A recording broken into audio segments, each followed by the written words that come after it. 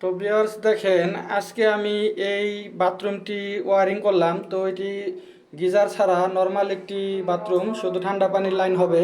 তো দেখেন, এখানে আমি একটি কাজ করছি, অনেকে এই কাজটি অন্যভাবে করে।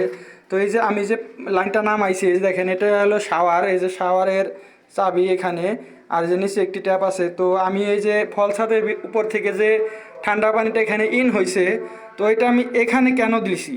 তো এটা তো অনেকে আছে যে এই নিচে এই পাইপটার মধ্যে দেয়, সোজা নামাই দেয় ওইখান থেকে, তারপরে এই যে এইদিকে শাওয়ারে উঠে ওইদিকে অন্যদিকে যেদিকে যায় যায়।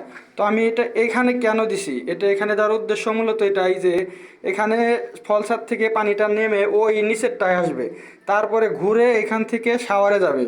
তো এইখান থেকে যখন ঘুরে নিচে আবার এখানে উঠবে, কিছুটা প্রেশার এখানে ডাউন হয়। তো এখানে দেওয়ার উদ্দেশ্য মূলত এটাই যে এখানে থাকলে কিছুটা হলেও প্রেশার একটু হলেও এই শাওয়ারের মধ্যে একটু প্রেশার একটু হলেও বাড়বে, আর ওই নিচে দিলে প্রেশার একটু হলেও কমবে।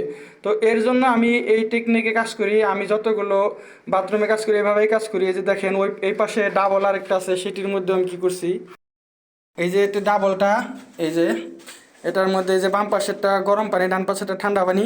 তো এটিও আমি ওই নিচেরটায় না নামিয়ে আমি এই যে শাওয়ারের যে চাবিটা আছে এটার নিচে দিছি, এই যে বালতিটার এখানে যে ট্যাপ হবে এটার মাঝামাঝি জায়গায় দিছি।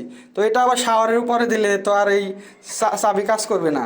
তো এর জন্য এখানে দিছি। তো আমি এটা এখানে না দিয়ে এখানে দিছি, এই যে দেখেন গরম পানিটা ওইখানে দিছি।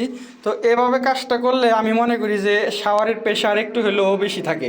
তো ভিউয়ার্স, আপনারা কমেন্টসে বলবেন যে আসলে এই কাজটা কি এইভাবে করার চাইতে এটা দেওয়ার চাইতে কি এইখানে দিলে ভালো হয় না খারাপ হয়।